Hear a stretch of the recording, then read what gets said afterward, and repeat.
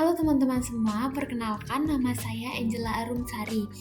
Di sini saya akan menjelaskan apa yang dimaksud dengan FCFS atau biasa yang kita sebut dengan first come first served. Nah, untuk yang pertama, apa sih itu FCFS? Jadi, FCFS atau first come first served merupakan salah satu algoritma penjadwalan CPU yang paling sederhana. Jadi prinsip kerja algoritma ini sama seperti sistem antrian pada umumnya, yaitu proses yang datang terlebih dahulu akan dilayani terlebih dahulu. Jadi pada FCFS, proses dieksekusi secara non-preemptif, artinya setelah sebuah proses mulai berjalan, proses tersebut akan terus berjalan hingga selesai tanpa digantikan oleh proses lain yang datang kemudian. Jadi untuk urutan proses ditentukan berdasarkan waktu kedatangan atau real time dari masing-masing proses. Selanjutnya, untuk cara kerja first come first served, yaitu dalam algoritma penjadwalan ini seseorang dilayani sesuai dengan cara antrian. Jadi orang yang datang lebih dahulu dalam antrian akan membeli tiketnya terlebih dahulu, baru kemudian yang berikutnya. Jadi ini akan berlanjut hingga orang yang terakhir dalam suatu antrian pembelian tiket. Contohnya, jadi dengan menggunakan algoritma ini, proses CPU dapat bekerja dengan cara yang sama.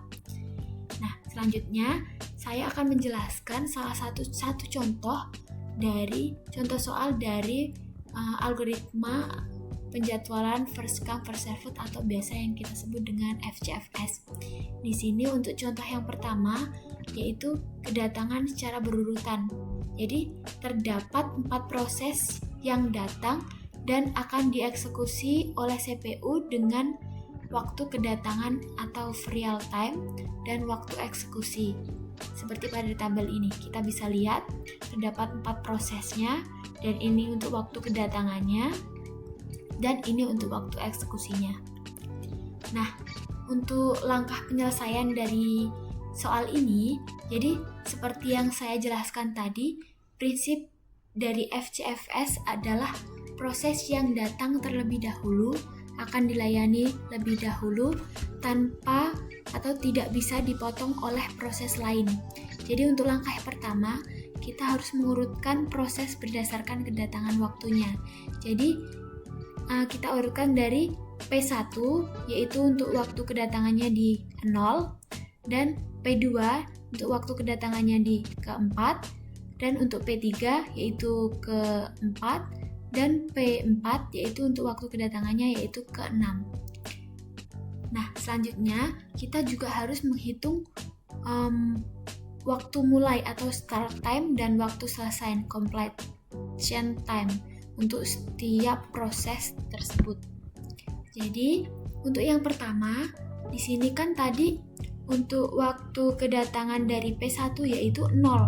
Jadi otomatis P1 akan mulai diproses pada pukul ke-0 untuk start, untuk waktu mulainya yaitu ke-0, dan selesai di waktu ke-5. Jadi untuk waktu eksekusinya yaitu 5. Untuk waktu eksekusinya yaitu 5. Jadi otomatis waktu selesainya yaitu 5 ditambah 0 sama dengan 5. Nah, selanjutnya untuk di sini kita akan menghitung proses untuk P kedua. Nah, di sini untuk P2 untuk waktu kedatangannya yaitu kan tadi kedua. Jadi otomatis P2 ini datang pada saat P1 masih berjalan.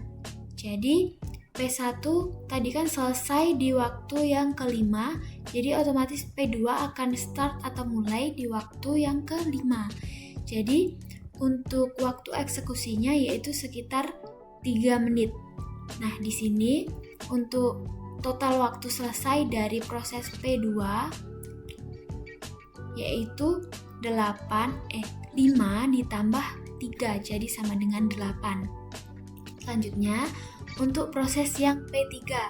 Nah, di sini seperti yang kita lihat tadi, proses P3 ini bisa dimulai setelah P2 selesai. Nah, untuk proses P2 tadi selesai di waktu yang ke-8. Jadi, otomatis P3 akan mulai di waktu yang ke-8. Dan untuk waktu selesainya, untuk waktu tunggunya atau waktu eksekusinya yaitu 1 menit. Jadi, untuk total waktu selesai dari proses P3 yaitu 8 ditambah 1 sama dengan 9. Selanjutnya, untuk proses P4, tadi waktu kedatangannya yaitu 6. Jadi, P4 baru bisa dieksekusi setelah P3 selesai. Jadi, untuk P4 akan start di pukul ke-9, menit ke-9. Dan untuk waktu eksekusinya yaitu 2. Setelah itu, waktu selesai dari atau P4 selesai dieksekusi pada pukul 11, pada menit ke-11. Nah, menit ke-11 ini didapat dari 9 ditambah 2 sama dengan 11. Selanjutnya, di sini kita juga akan menghitung total waktu dan total waktu yang dibutuhkan dalam proses tadi, dan kita juga akan menghitung total waktu proses menunggu. Nah, di sini bisa kita lihat ya, total waktu atau proses yang dibutuhkan dari awal tadi yang kita hitung tadi itu caranya di sini bisa kita lihat round turnan round. Nah, ini caranya kita harus mengurangkan total waktu selesai dikurang dengan total waktu kedatangan atau waktu kedatangan dari setiap proses. Jadi, untuk proses yang pertama, untuk waktu tunggunya, total waktu tunggunya yaitu 5 dikurang 0 sama dengan 5.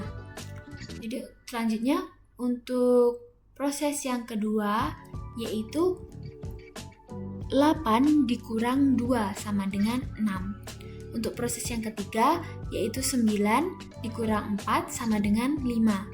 Selanjutnya untuk proses yang keempat yaitu 11 dikurang 6 sama dengan 5.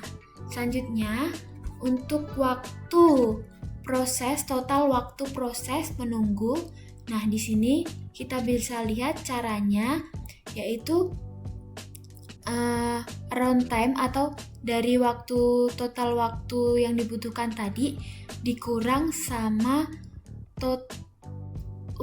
total waktu eksekusi. Jadi 5 dikurang 5 sama dengan 0. Jadi untuk total waktu proses menunggunya yaitu 0 dari proses pertama. Selanjutnya untuk P2 yaitu 6 dikurang 3 sama dengan 3. Selanjutnya untuk yang P ketiga yaitu 5 dikurang 1 sama dengan 4. Untuk yang terakhir proses P4 yaitu 5 dikurang 2 sama dengan 3. Nah, di sini kita bisa lihat ini merupakan Gantt chart dari soal tadi. Nah, di sini juga sudah terlihat ya, teman-teman. Nah, jadi untuk hasil akhirnya rata-rata total waktu yang dibutuhkan sebuah proses sejak datang dan sampai dieksekusi yaitu kita bisa total 5 ditambah 6 ditambah 5 ditambah 5 dibagi total proses yang ada yaitu 4 sama dengan 5, hasilnya 5,25 ms. Selanjutnya kita menghitung rata-rata total waktu proses menunggu. Jadi ini kita bisa lihat 0 ditambah 3 ditambah 4 ditambah 3 dibagi total proses yang ada yaitu 2,5 ms. Jadi mungkin itu saja yang bisa saya jelaskan. See you di next video.